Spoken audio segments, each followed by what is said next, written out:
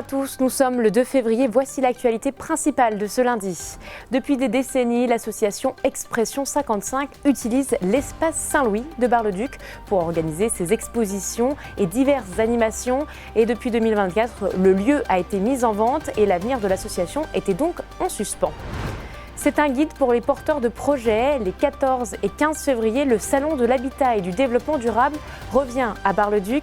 L'occasion pour les visiteurs de rencontrer les entreprises du bâtiment, de se renseigner sur divers sujets et surtout d'être guidés.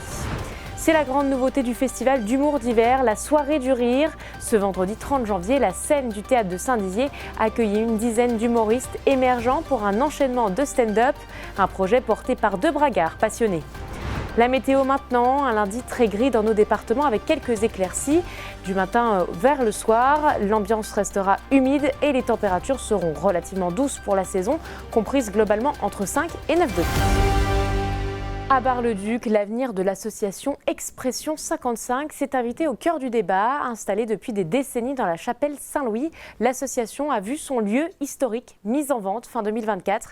La ville a finalement choisi de racheter le site, mais des incertitudes demeurent pour la suite. Une assemblée générale extraordinaire a permis de faire le point avec les adhérents. Janice Gallard était sur place.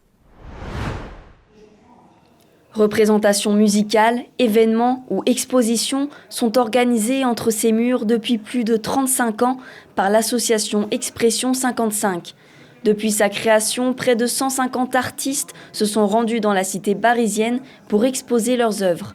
Mais depuis fin 2024, les murs de la chapelle Saint-Louis ont été mis en vente. Le département n'a pas prolongé le bail et le diocèse, propriétaire des lieux, a décidé de le mettre à l'achat. Une situation qui a fait naître des interrogations quant à l'avenir de l'association. Depuis le 31 décembre, le département a arrêté sa location et aujourd'hui, c'est l'évêché propriétaire qui est notre interlocuteur. Mais ça fait 5 ans qu'on sait que les locaux sont à vendre. Donc vous imaginez pour une association de 50 ou 100 bénévoles, le drame, j'allais dire, que ça a pu être. Alors qu'est-ce qu'on a fait ? On a voulu sortir de tout ça en disant nous on continue. Et donc depuis 5 ans, on fait des activités presque comme si de rien n'était, sauf qu'on a quand même l'angoisse du lendemain. On a été très inquiets en tout cas pour l'année 2025 de savoir ce qu'on allait devenir pour 2026. Une soixantaine de personnes se sont réunies lors d'une assemblée générale extraordinaire. Le but est d'informer le public et les adhérents de la situation actuelle et d'aborder l'après. L'association a besoin de leur vitalité pour que les choses se poursuivent et continuent.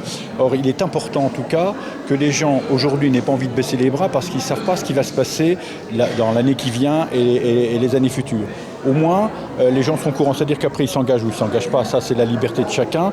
Mais je pense réellement qu'ils vont comprendre aujourd'hui que Expression vit et à cette, on va dire, aura et légitimité, c'est grâce à eux. C'est grâce à leur dévouement, c'est grâce à leur motivation. L'année dernière, on était 102 adhérents, dont vraiment 80 qui donnent de leur personne à fond.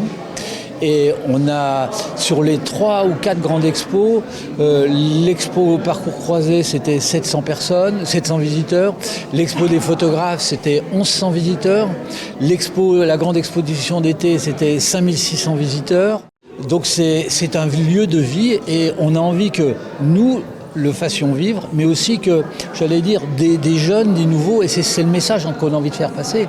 La porte est ouverte pour que des gens s'investissent et puis prennent le pouvoir et apportent de nouvelles idées et fassent vivre et le lieu, et la ville et le territoire. Cet espace ainsi que l'association sont ancrés culturellement dans la cité parisienne. Pour permettre sa continuité, fin décembre 2025, le conseil municipal. À Bar-le-Duc, le Salon de l'Habitat et du Développement durable fait son retour mi-février. Un rendez-vous devenu incontournable pour les porteurs de projets venus rencontrer les professionnels du bâtiment, s'informer et être accompagnés dans leur démarche. Un événement qui confirme année après année son succès auprès du public. Le programme avec Janice Gallard. Un lieu de rencontre. Le temps d'un week-end, les 14 et 15 février, la Barroise de Bar-le-Duc accueille la 4e édition du Salon de l'Habitat et du Développement durable. Les entreprises du bâtiment rencontrent les porteurs de projets venant s'informer sur divers sujets, comme la réglementation en termes de travaux, la préservation des bâtiments anciens ou encore s'informer sur les aides pour leurs projets. Cette année, 45 exposants seront présents, dont 10 institutionnels et 35 entreprises. Ce salon attire près de 2000 visiteurs chaque année.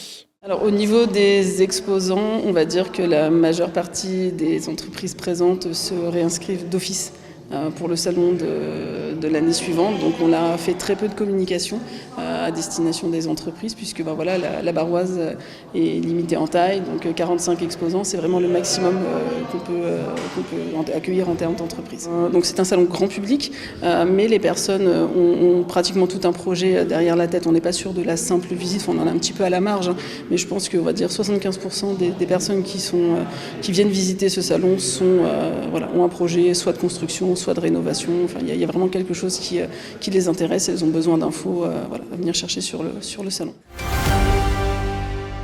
C'est la grande nouveauté du festival Humour d'hiver, la soirée du rire. Ce vendredi 30 janvier, la scène du théâtre de Saint-Dizier a accueilli une dizaine d'humoristes émergents pour un enchaînement de stand-up. Chacun d'entre eux disposait de quelques minutes pour convaincre le public et le gagnant, décidé par un jury, aura l'opportunité de se produire sur la scène du Fridge Comedy Club. Retour en images sur cet événement ponctué de fou rire avec Nicolas Fontaine et Janice Gallard. Ah bah voilà, je suis le premier. Un peu le crash test, quoi. Est-ce qu'il y a des filles qui font du cheval ce soir dans la salle? Répondez pas, on s'en va les couilles. Il y a quelqu'un qui est venu me dire excuse-moi si je peux me permettre. Hein. Au fait, c'est bien de faire l'accent africain, mais pas plus de 5 minutes. Ils ont 5 minutes pour séduire le public. C'est devant une salle du théâtre comble que 11 humoristes émergents montent sur scène lors de la soirée du rire. Temps fort et nouveauté du festival Humour d'hiver, il s'agit d'un concours de stand-up porté par 2 artistes du territoire. L'objectif est clair, donner la chance à ces comédiens de se tenir sur scène et de tester leurs sketchs. Chacun d'entre eux ont été choisis parmi 200 candidatures. Ils ont été jugés sur 3 critères principaux, le fond, la forme et l'interaction avec le public.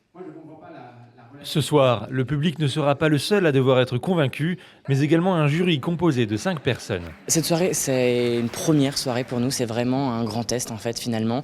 Donc on a tout découvert en fait en live et le public braguard était très réceptif et en fait on n'avait aucun doute, mais finalement de voir toutes les personnes rire vraiment et on sentait une vraie ambiance vraiment connectée entre les gens et c'était vraiment chouette. Et du coup nous, dans le jury, on était vraiment fondés dans toute cette masse en fait et ça nous a permis aussi de prendre la température et franchement on était aussi à la fois au spectacle et c'était vraiment chouette.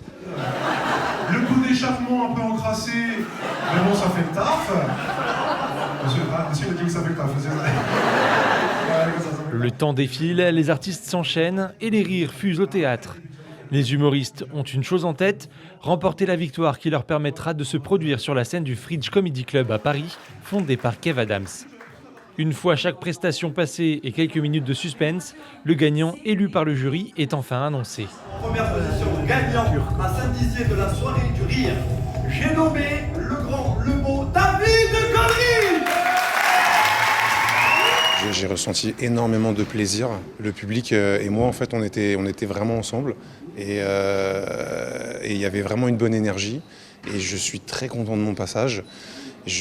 Moi-même, j'ai rigolé en fait, donc j'étais vraiment bien. Le Fridge Comedy Club, c'est un objectif, c'est d'aller à Paris, c'est de faire des super open mic, dont celui du Fridge Comedy Club. Je suis trop content de pouvoir aller faire cet open mic.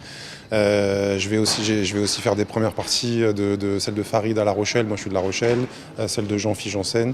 Une seconde édition de la soirée du rire est déjà annoncée, une opportunité pour découvrir une fois de plus de nouveaux talents. Voilà pour l'info de ce lundi. Dans un instant, la météo. On se retrouve tout à l'heure pour un nouveau journal.